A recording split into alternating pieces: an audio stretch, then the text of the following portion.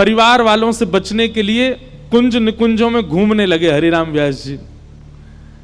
और तभी आपको घंटे घड़ियाल की आवाज सुनाई दी, राधा वल्लभ लाल जी का महाप्रसाद बट रहा था, हरिराम व्यास जी सबसे आगे खड़े होते थे पंक्ति में।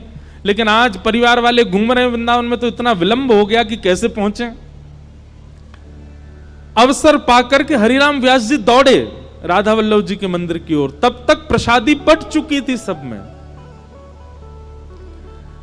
हरिराम व्यास जी जब तक पहुंचे सब में बट चुकी थी। अब हरिराम व्यास जी बोले आज तो हमारा नियम टूट गया, हमको प्रसादी मिली नहीं ठाकुर जी की। तभी वहां झाड़ू लगाने वाली कढ़ी पकौड़ी आदि सब पा रही थी। हरिराम व्यास जी गए और उसके आगे हाथ पसार के खड़े हो गए। बोले बहन आज मुझे प्रसाद नहीं मिला, आप अपने पात्र में से कुछ प्रसादी मुझको दे दो।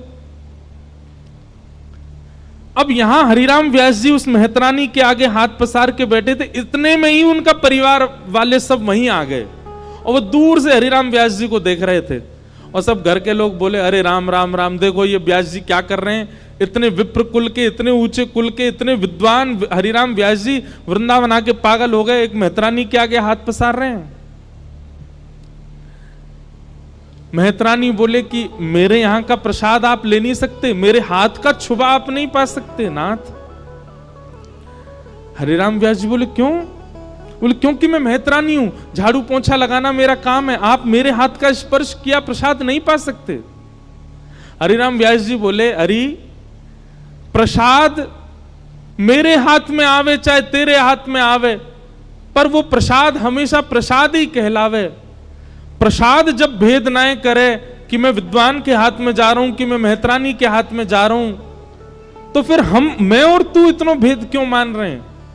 प्रसाद तो प्रसाद है, वो ये ना देखे कि मैं कौन के हाथ में हूं, चल जल्दी कर अब मुंह को दे दे। और इतने में मेहतरानी ने कढ़ी पकौड़ी हरिराम व्यास जी को दी और हरिराम व्यास जी तुरंत पा गए। अब इस दृश्य को देख करके व्यास जी के परिवार के लोग बोले ये अब हमारे किसी काम के नहीं है, जो पागल हो चुके हैं। हमने सुना था कुछ दिन पहले गधा पे डोल रहे थे, मुंह पे काली पोतली थी, और आज बताओ इनको ये विचार नहीं कि किसके हाथ का पाना चाहिए, मेहतरानी के हाथ की पकौड़ी खा गए। परिवार वाले आए तो थे व्यास जी को ले जाने, पर स्थिति देख करके व्यास जी को ही छोड़ के चले गए, बोले अब हमारे किसी काम के नहीं है।